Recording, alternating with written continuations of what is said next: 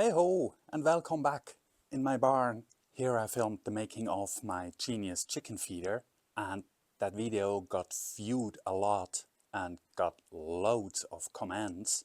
I appreciate that a lot.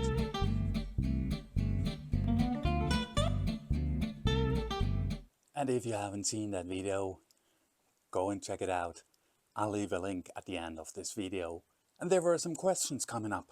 That's why I give you a little update and go a little deeper into these questions you had. They were mainly about the size of the holes I drilled and also the food I'm using or the food that you can use. And I have some more additional information about the whole construction. And also I'll tell you how my chickens reacted and how the rats reacted.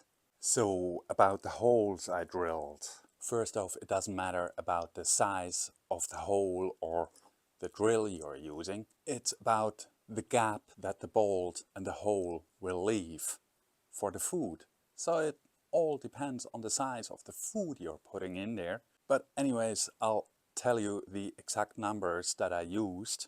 But the thing is, it's all a bit trial and error. Even me drilling certain size of holes, when I first set it up, I had to realize there's hardly any food coming out, so I had to re-drill it. What I did, it was just took the same number of drill and just wiggled it around a bit to make the holes a little bigger. That's why I'll go and measure the holes directly, so you will know exactly what size of holes you need compared to the size of bolts that I used. The first one I made, it had thinner bolts. The last one had thicker ones, and with that the size of the holes are different. And talking about holes, I told you to use bottle caps to screw on the trigger for the chickens to peck on. The bolts on my last chicken feeder, they were 8 millimeters in diameter, so I took a 8 millimeter drill to drill the holes. They screwed on really easily, but the chickens went wild on it, and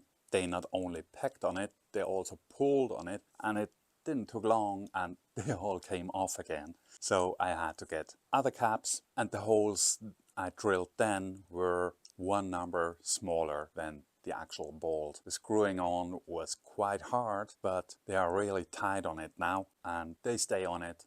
They are all good. So make a smaller hole than your bolts are. The next thing about bottle caps, I was thinking about that when I did the previous video, but then I thought it's just a detail and can't be that important, but it turned out it is. Well, it's not super important, but it turns out that chickens have preferred colors. What I wanted to tell you is take the same colors for all the triggers, just in case that they have a favorite color. And so it turns out they have a favorite color. The second load of bottle caps I prepared were 3 green and 1 red one, and they prefer the red one, so the food will sink down unevenly. On all the others, on all the green ones, there's still more food, and the red one might empty out. This is how it looks when they mainly go only for the red one, for the red trigger. You can see how uneven the food went out. On that side it's way less, because there is the red trigger. And the food you can use in this kind of feeder, of course it has to be dry and crumbly, that it can go through all the holes at the bottom. People ask me about fermented food. That's when you lose the whole concept of this feeder. If you put anything wet in there, for sure it will rot and no way it'll get out of the holes at the bottom. The food that I'm using is wheat. A typical wheat corn has the length of 6 millimeters, but it don't has to go through the long way, so it's 3 millimeters wide. So that's about the gap you'll need there. And the additional food that I'm putting in, it's smaller. I don't have to worry about that. This is one of the bigger parts here. Well, you get the idea. So, and the chickens, they used to get some wheat and chicken food mix every morning and evening, and I stopped doing that. I thought now they have 2 feeders and they can help themselves. They adopted pretty quickly. Of course, they waited in front of the entrance every morning and every night, but after about 2 days, they realized they can get it by themselves. And by realizing that, they actually started to use the feeders even more.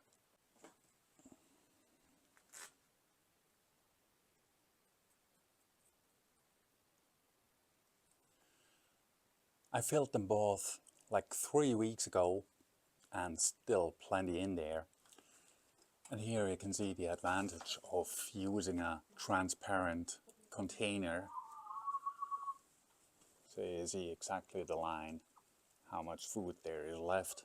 And this one is a little bit smaller than the new one I made. So that one was pretty full 3 weeks ago. It might last another week or two, then it's time for a refill. So in my opinion, it all works out perfectly. Then there are the rats. Once you have them, they won't disappear from today to tomorrow. With my camera in the coop, I can see what they are doing, how they are reacting. And every night I still bring the chickens some chopped up vegetables. And yeah, tiny little bits stay left, and that's what the rats went for, and maybe they even find the single wheat corn under the feeders. But I also started to set traps again, and about 2 days later, after installing the new feeder, every night I catched another rat. First off, it was only the young ones that were desperate for food. Later on, started to catch the older ones. So once again, they are getting less and less, and I'll see how that turns out over time. Now for the holes that I made, like here, the bolts are 8 millimeters. The holes, I hope I get it right now, nothing in between. The holes in there are 14 millimeters.